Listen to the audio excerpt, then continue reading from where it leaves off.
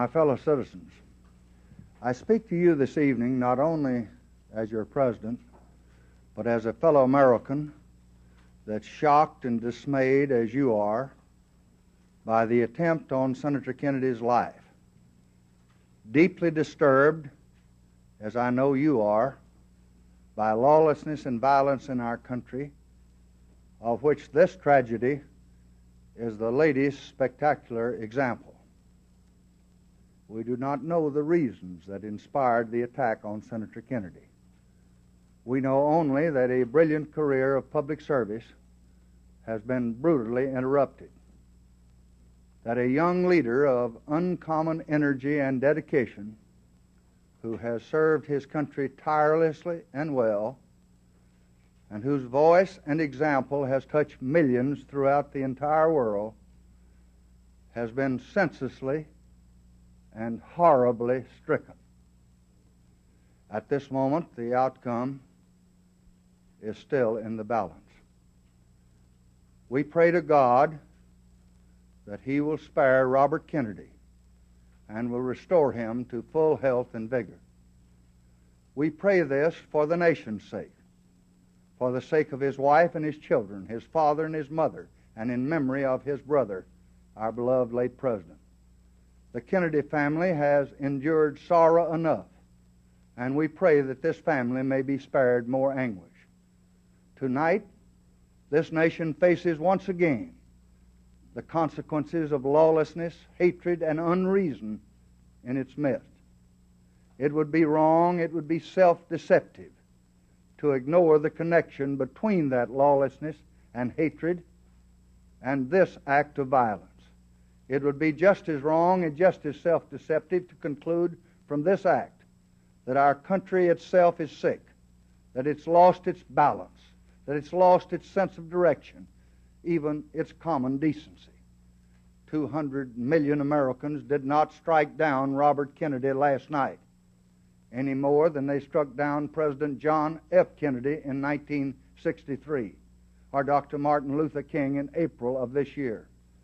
But those awful events give us ample warning that in a climate of extremism, of disrespect for law, of contempt for the rights of others, violence may bring down the very best among us.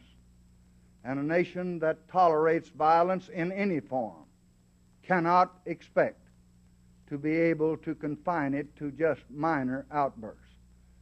My fellow citizens, we cannot, we just must not tolerate the sway of violent men among us.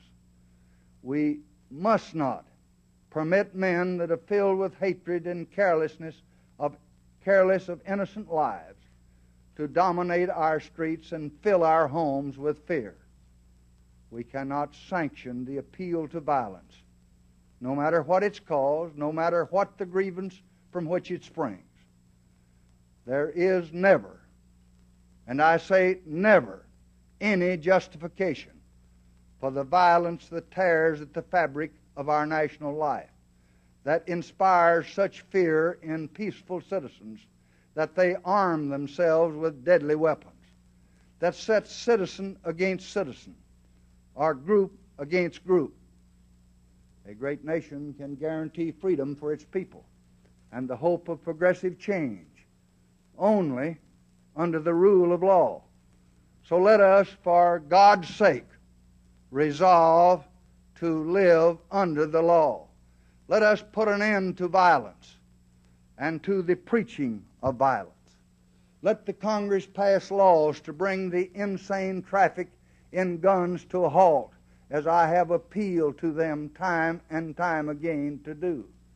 That will not in itself end the violence, but reason and experience tell us that it will slow it down, that it will spare many innocent lives. Let us purge the hostility from our hearts, and let us practice moderation with our tongues. Let us begin in the aftermath of this great tragedy to find a way to reverence life, to protect it, to extend its promise to all of our people, this nation, and the people who have suffered grievously from violence and assassination. For this reason, I am appointing, with the recommendation of the leadership of the Congress, with whom I have talked this evening, a commission of most distinguished Americans to immediately examine this tragic phenomenon. They are Dr. Milton Eisenhower, the former distinguished president of Johns Hopkins University, Archbishop Terence Cook of New York, Albert Jenner of Illinois, Ambassador Patricia Harris, Mr. Eric Hoffer, Senator Philip Hart, Senator Roman Ruska, Congressman Hale Boggs, Congressman William McCullough, and Judge Leon Higginbotham. The commission will look into the causes, the occurrence, and the control of physical violence across this nation, from assassination that is motivated by prejudice and by ideology and by politics and by insanity, to violence in our city streets and even in our homes. What in the nature of our people and the environment of our society makes possible such murder and such violence?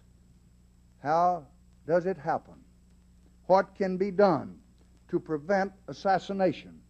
What can be done to further protect public figures?